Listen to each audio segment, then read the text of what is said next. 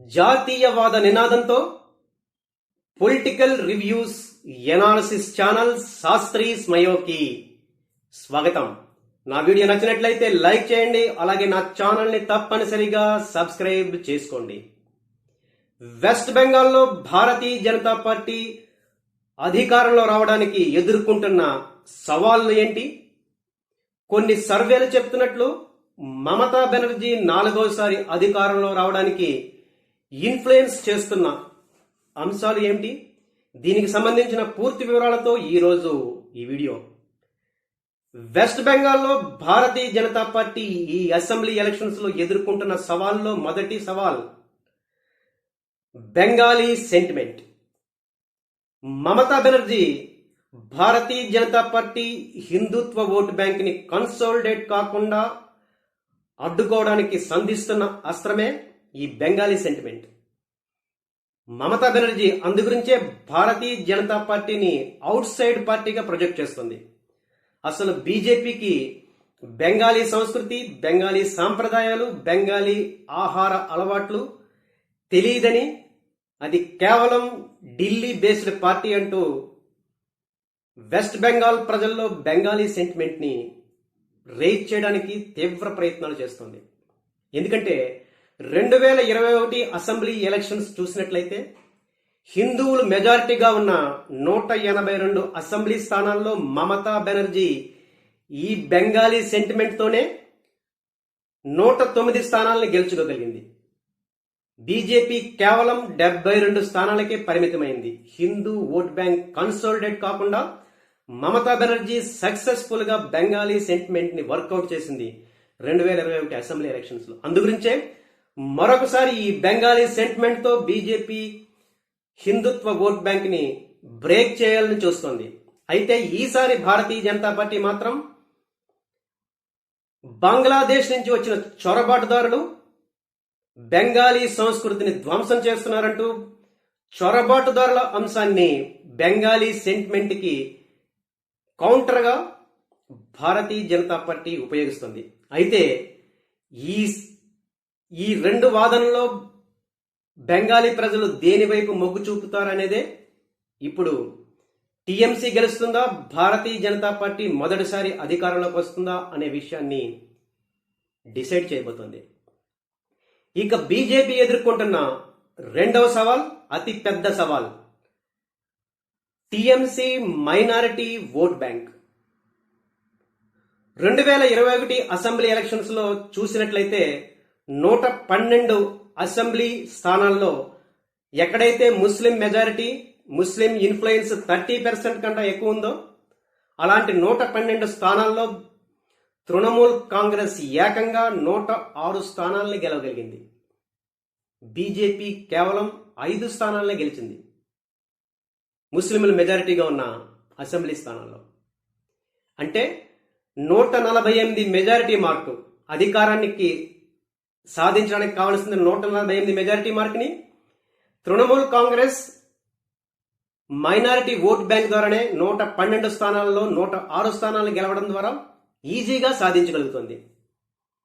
ఈ minority vote బ్యాంకే తృణమూల్ కాంగ్రెస్ కి 2011 నుంచి 2021 అసెంబ్లీ ఎలక్షన్స్ లో 3 సార్లు అధికారంలో రావడానికి ప్రధానంగా ఒక సపోర్ట్ బేస్ గా మారింది. అయితే ఈసారి టీఎంసీ నుంచి సస్పెండ్ అయిన హుమయూన్ కబీర్ ఆల్ ఇండియా ఏఎంతో కలిసి 182 స్థానాల్లో పోటీ చేయడం జరుగుతోంది. ముఖ్యంగా ముస్లిం మైనారిటీలు ఎక్కువగా ఉన్న ప్రాంతాల్లో, ఎక్కువగా ఉన్న అసెంబ్లీ స్థానాల్లో ఈ హుమయూన్ కబీర్ పార్టీ అలాగే ఆల్ ఇండియా ఎంఐఎం కలిసి పోటీ చేస్తున్నాయి. వీళ్లు గాని మైనారిటీ ఓట్ బ్యాంక్ ని చీల్చినట్లయితే అది బీజేపీకి వరంగా మారనుంది. అందుగురించే మమతా బెనర్జీ ఈ హుమయూన్ కబీర్ ని అలాగే ఆల్ ఇండియా ఎంఐఎం రెండింటిని కలిపి భారతీయ జనతా పార్టీ బి పార్టీగా ప్రచారం చేస్తుంది. భారతీయ జనతా పార్టీని ఎదుర్కోవాలంటే మైనారిటీలు తప్పనిసరిగా టీఎంసీకే ఓటేయాలంటూ ప్రచారం చేస్తుంది. ఎట్టి పరిస్థితుల్లోనూ హుమయూన్ కబీర్ ని ఆల్ ఇండియా ఎంఐఎం ని నమ్మొద్దంటూ మైనారిటీల్ని మమతా బెనర్జీ స్ట్రాంగ్ గా అపీల్ చేస్తుంది.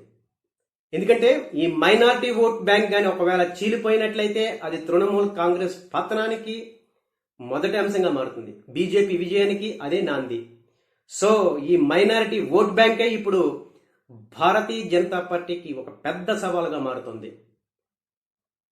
ఒకవేళ మైనారిటీ ఓట్లు చీలిపోతే భారతీయ జనతా పార్టీ ఈ 112 ముస్లింలు ఎక్కువగా ఉన్న అసెంబ్లీ స్థానాల్లో 30 స్థానాలకు పైగా గెలుచుకుంటే భారతీయ జనతా పార్టీకి విజయం ఈజీ అవుతుంది. లేకపోతే ఈ మైనారిటీ ఓట్ బ్యాంకే బీజేపీకి అధికారాన్ని దూరం చేసే పెను సవాల్ కాబోతోంది.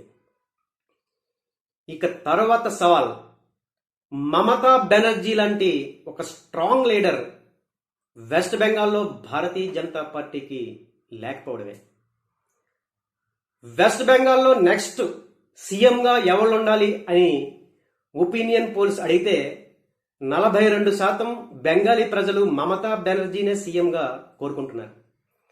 తరువాత స్థానంలో బీజేపీ నాయకుడు సువేందు అధికారిని 18% ప్రజలు కోరుకుంటున్నారు. సువేందు అధికారి భారతీయ జనతా పార్టీలో స్ట్రాంగ్ లీడర్ అయినా మమతా బెనర్జీ లాంటి స్టాల్వార్ట్ ని ఎదుర్కోవడంలో సరైన లీడర్గా ఆల్టర్నేటివ్ లీడర్గా కనిపించటం లేదు. భారతీయ జనతా పార్టీ ఇప్పుడు నరేంద్ర మోడీ అమిత్ షాల వ్యూహాల మీద ఆధారపడుతుంది. ముఖ్యంగా నరేంద్ర మోడీ చరిష్మా మీదే భారతీయ జనతా పార్టీ ఈ వెస్ట్ బెంగాల్ ఎలక్షన్స్ లో ప్రచారాన్ని ముమ్మరం చేయబోతుంది. ఎందుకంటే సీఎం క్యాండిడేట్ ని భారతీయ జనతా పార్టీ ప్రకటించలేదు. సీఎం క్యాండిడేట్ ని ప్రకటిస్తే అది మమతా బెనర్జీ క్యాండిడేచర్ ముందు నిలబడుతుందా నిలబడదా అనేది ఒక ప్రశ్న. అందుగురించే బీజేపీ నరేంద్ర మోడీనే ప్రధాన ప్రచారాస్త్రంగా మార్చుకుంటూ వెస్ట్ బెంగాల్ ఎలక్షన్స్ లో అధికారాన్ని సాధించాలని ప్రయత్నాలు చేస్తుంది. సో ఈసారి మమతా బెనర్జీ అధికారంలోకి వస్తుందంటూ కొన్ని సర్వేలు చెప్పడానికి కారణం ముఖ్యంగా మమతా బెనర్జీ వెల్ఫేర్ స్కీమ్స్, అలాగే Bengali sentiment, minority vote bank, Mamata బెనర్జీకి లీడర్గా ఉన్న ప్రజల్లో ఉన్న ఈ సపోర్ట్ బేస్ ఆధారంగానే అంచనాలు వస్తున్నాయి. అయితే ఈసారి పరిస్థితుల్లో ఎస్ఐఆర్ ప్రక్రియలో 64 లక్షల ఓట్లని తొలగించడం జరిగింది, నేమ్స్ ని ఓటర్ లిస్ట్ నుంచి. దీంట్లో మెజారిటీ ఓట్లు బంగ్లాదేశ్ నుంచి వచ్చిన చొరబాటుదారులే అంటున్నారు. అదే నిజమైతే అది మమతా బెనర్జీకి పెద్ద శరాఘాతమే.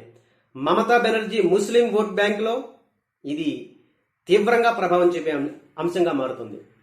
ఎందుకంటే చాలా నియోజకవర్గాల్లో ముస్లిం సపోర్టెడ్ నియోజకవర్గాల్లో మమతా బెనర్జీ 10,000, 12,000 ఓట్లతో లాస్ట్ టైం నెగ్గడం జరిగింది. ఇప్పుడు ఈ ఎస్ఐఆర్ ప్రక్రియలో తొలగించబడిన ఓట్లతోటి ఆ మెజారిటీ తగ్గినట్లయితే ఆ స్థానాల్లో భారతీయ జనతా పార్టీ గెలిచే అవకాశాలు ఉన్నాయి. సో ఇన్ని సవాళ్ళ మధ్య, ఇన్ని ఇబ్బందుల మధ్య భారతీయ జనతా పార్టీకి కొన్ని అవకాశాలు కూడా ఉన్నాయి.